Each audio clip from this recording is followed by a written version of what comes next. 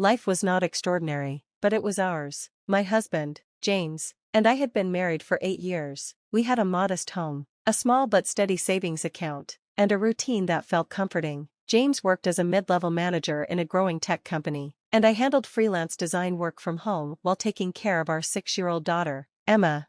James often talked about his dream of becoming a director at his company, a goal he pursued with relentless ambition. I supported him wholeheartedly. Late nights at the office, I made sure dinner was ready when he returned. Weekend networking events, I juggled Emma's schedule so he could attend. James was the provider, the head of the family, or so I thought. One evening, James came home earlier than usual, an excited glint in his eye. "Big things are happening, honey," he said, kissing my forehead. "This might finally be our break."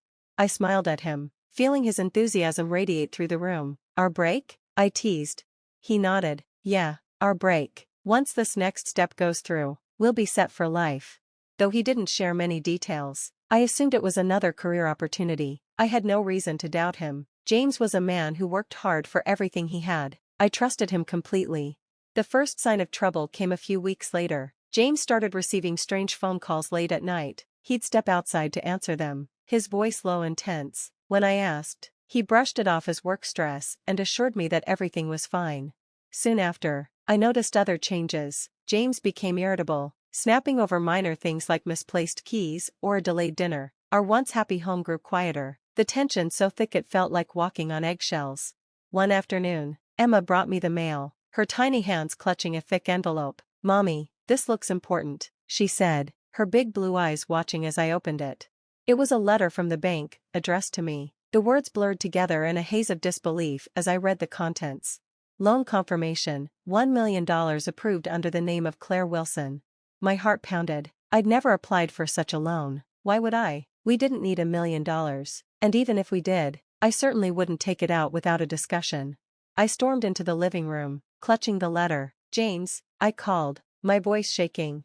He appeared in the doorway, his face pale as he saw the paper in my hand. "What's this?" I demanded. He hesitated, then sighed heavily. It's for us, Claire, for the future." I had to take the loan to invest in something big. Without telling me? I shot back, anger bubbling to the surface. "You put my name on this without even asking?" James looked away, avoiding my gaze. "It's complicated. Trust me, it'll pay off. You won't have to worry about a thing."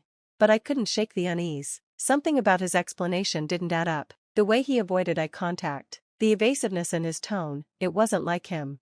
In the days that followed, the weight of that loan pressed down on me like a storm cloud. I tried to dig deeper, asking James more questions, but his answers grew curt and dismissive. Then, one evening, I overheard a conversation that shattered my world. James was in his office, talking on the phone. I paused outside the door, the sound of his voice sharp and agitated. "No, I told you, she doesn't know the whole story yet," he hissed. I had to use her name. My credit wouldn't have been enough. "Just give me more time." My stomach churned. James had lied to me about everything. Not only had he taken out a massive loan without my knowledge, but he'd also done it because his own finances were in shambles. He was using me as his scapegoat. That night, I confronted him. "I heard you," I said, standing in the kitchen while he poured himself a drink. He froze, his hand tightening around the glass. "Heard what?" "The phone call. You lied to me, James. You're in debt, aren't you? That loan wasn't for us. It was to cover your mistakes." James turned to face me, his expression hardening. "Claire, you don't understand how business works. I had no choice." "You had a choice," I snapped. "You could have told me the truth instead of dragging me into your mess." His response was chilling. "Don't make this a bigger deal than it needs to be," he said coldly. "You'll thank me when everything works out." But I couldn't just brush it aside. That night, as I lay awake, I realized the man I thought I knew, the man I trusted, had betrayed me in the worst possible way. In the days after confronting James, the air between us grew colder. Every glance, every word, was laced with tension. My trust in him, once unshakable, now felt like a fragile thread ready to snap. But I didn't have the luxury to dwell on emotions. I had to act. The loan was in my name, and if James's so-called plan fell apart, I'd be the one left to deal with the fallout. One morning, while James was at work, I decided to investigate. I sifted through his desk drawers and filing cabinets, looking for any clue about what he'd gotten us into. At first, all I found were old bills and office supplies. Then, Tucked away in the back of a drawer, I discovered a folder marked private. Inside were documents that made my heart sink. Bank statements showed staggering withdrawals from our savings, money I'd assumed was still there. Worse, there were contracts for what appeared to be a risky business investment. The terms were clear: if the venture failed, the entire debt would fall on me. My hands trembled as I flipped through the pages. James hadn't just lied, he'd gambled with our future. That evening, I waited for James to come home, the folder sitting on the coffee table like a bomb waiting to explode. When he walked through the door, his face hardened the moment he saw it. "What's this, James?" I demanded, my voice steady but laced with anger. "When were you planning to tell me you emptied our savings and tied me to your failed business scheme?" He rubbed his temples, his frustration evident. "Claire, I told you, I'm fixing everything. You don't understand how these things work." "Don't patronize me," I snapped, my voice breaking. "You put us at risk, James. You put Emma at risk. How could you do this to your family?" His expression shifted to something colder, almost dismissive. "I didn't think you'd get it," he said, turning away. "You're always so focused on playing it safe." The word stung. Was that how he saw me? As some obstacle to his ambitions? Over the next few weeks, things only got worse. James spent more and more time away from home, claiming he was handling the situation, but I wasn't convinced. His evasiveness, his growing distance, it felt like he was slipping away entirely. One evening, I overheard another phone call. This time, James wasn't hiding his tone of desperation. "I don't care what it takes," he said, his voice cracking. "I need more time, just don't let it get back to her." Who was he talking to, and what was he so afraid I'd find out? The breaking point came when a stranger showed up at our door. He was a sharply dressed man, carrying a briefcase and wearing an expression that was all business. "Mrs. Wilson?" he asked. "Yes? I'm here on behalf of Mr. Thompson. He's concerned about the delays in your loan payments and wanted to ensure you were aware of the terms." The blood drained from my face. "What delays?" I asked, my voice barely a whisper. The man frowned, flipping through his papers. "Your payments are already 2 months overdue. If they're not resolved soon, the matter will escalate to legal proceedings." I stood there, stunned. James hadn't just lied, he'd been defaulting on the loan while pretending everything was under control. That night, when James finally came home, I was waiting for him, the weight of the stranger's words pressing down on me like a vice. "Who's Mr. Thompson?" I asked, my tone icy. James froze, his face pale. "Why are you asking about him?" "Because his representative came by today. Apparently, my loan is overdue. Care to explain?" He sighed heavily, running a hand through his hair. "Claire, I didn't want to worry you. I'm working on it." "Stop lying," I shouted, my voice echoing through the house. "You've been lying to me for months, James. I don't even know who you are anymore." For the first time, he looked genuinely defeated. "I didn't mean for it to get this bad," he admitted, his voice barely audible. "I thought I could fix it before you found out." But his confession did little to ease the storm inside me. James had betrayed my trust, jeopardized our future, and dragged me into a mess I hadn't asked for. That night, as I lay awake staring at the ceiling, I realized I couldn't rely on James to fix this. If I wanted to protect Emma and myself, I'd have to take matters into my own hands. Little did I know, my decision would set off a chain of events that would change everything. The morning after my confrontation with James, I woke up with a sense of resolve I hadn't felt in months. I wasn't going to sit around and let this disaster spiral further out of control. Emma and I deserved better. If James couldn't or wouldn't fix things, I would. I started by calling the loan officer. "Mr. Thompson, I needed answers, and I wasn't going to rely on James's evasions anymore." "Mrs. Wilson," Mr. Thompson said when I reached him. "It's unusual for us to hear directly from clients in this situation. Your husband has been the one managing the account." "Well, I'm managing it now," I replied, trying to keep my voice steady. "Can you send me the full details of the loan agreement and any outstanding payments?" He hesitated for a moment. "Of course, but I must warn you, some of the terms your husband agreed to are quite steep."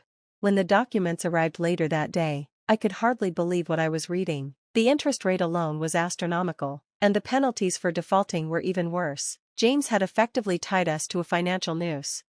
I spent the next few days combing through every piece of paperwork, trying to find a way out. At the same time, I started researching local legal aid and financial advisors. I was determined to find someone who could help me untangle this mess. That's when I came across the name of a lawyer who specialized in cases like mine. Her name was Margaret Hayes, and she had a reputation for being relentless in protecting her clients. I made an appointment and walked into her office, with all my documents in hand. Margaret was a sharp, no-nonsense woman in her early 40s, with an air of confidence that immediately put me at ease. "Let me get this straight," she said after reviewing the papers. "Your husband took out this loan in your name without fully disclosing the terms to you?" "Yes," I said, feeling a mix of anger and shame. I didn't know what I was signing. "He said it was for us, our family."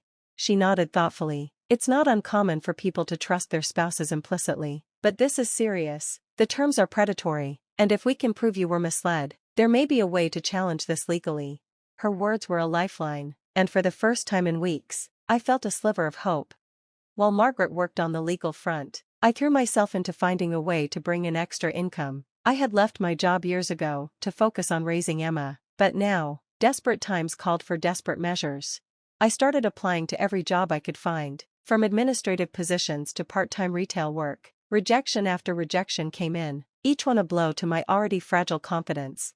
One day, after yet another fruitless job hunt, I sat on a park bench with Emma. She played on the swings, blissfully unaware of the storm raging around us. Watching her laugh and squeal as she soared higher, I felt a pang of guilt. She deserved stability, happiness, things I wasn't sure I could give her anymore.